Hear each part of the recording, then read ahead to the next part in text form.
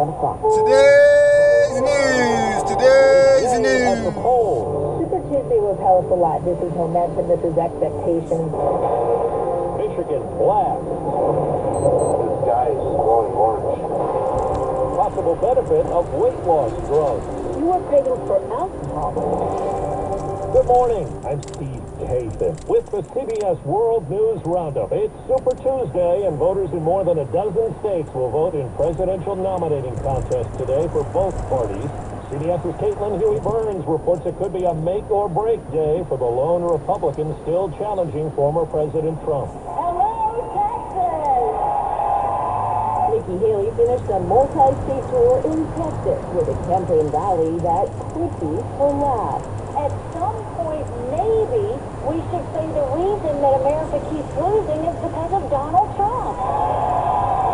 But in one point of agreement with her Republican rival, I want him on that ballot. Haley supported a unanimous Supreme Court ruling Monday that Colorado cannot remove former President Donald Trump from the primary ballot. The court shouldn't be doing that. Trump said he hoped the high court would also rule in his favor on presidential immunity. Trump's legal battles have become a rallying cry for his campaign. All the states that are going after him are, it's all political. It makes me feel stronger to back him. The Biden administration is intensifying calls for a Gaza ceasefire.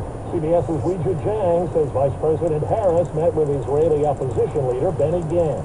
Harris and Gantz spoke about the urgency of negotiating a deal to rescue more than 100 hostages who are believed to be in captivity. The vice president stressed the need for a temporary ceasefire to allow hostages to be released and for more humanitarian aid to flow into Gaza. Reporting from Israel, CBS's Imtiaz Tayeb has more on a just-released UN report that gives new detail to the acts of violence that started the war in Gaza. In the harrowing hours of Hamas's rampage across southern Israel on October 7th, some women suffered sexual violence, according to a new report by the UN Special Envoy on Sexual Violence. There are reasonable grounds to believe that conflict-related sexual violence, including rape and gang rape, occurred. The UN report also found there are reasonable grounds to believe the abuse of hostages is ongoing. The UN team also visited the Israeli-occupied West Bank to examine allegations of sexual assault of Palestinians in Israeli jails and detention centers. Allegations the UN team deemed credible. A civilian employee of the U.S. Air Force, who is a retired Army officer, has been accused of sharing classified information on a foreign dating website. Here's CBS's Scott McFarland. Prosecutors say David Slater had a top-secret security clearance after retiring as a lieutenant colonel for the U.S. Army.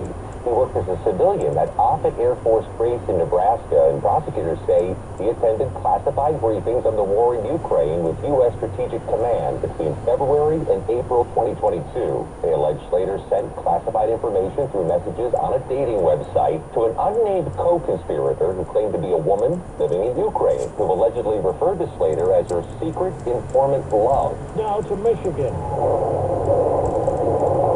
Several explosions and fire at an industrial site 25 miles north of Detroit sent debris as far as a mile away and is now blamed for at least one death. The facility is said to house nitrous oxide tanks and novelty items. One firefighter suffered a minor injury. The fire is now under control. Officials say they think air quality nearby has not been compromised.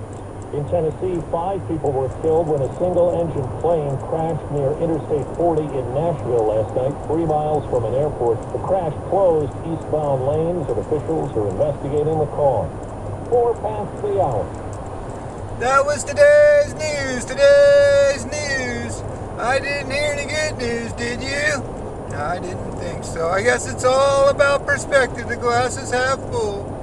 Well, as always, I want to thank you again for coming along with me on these Dash Cab News adventures. You know the drill.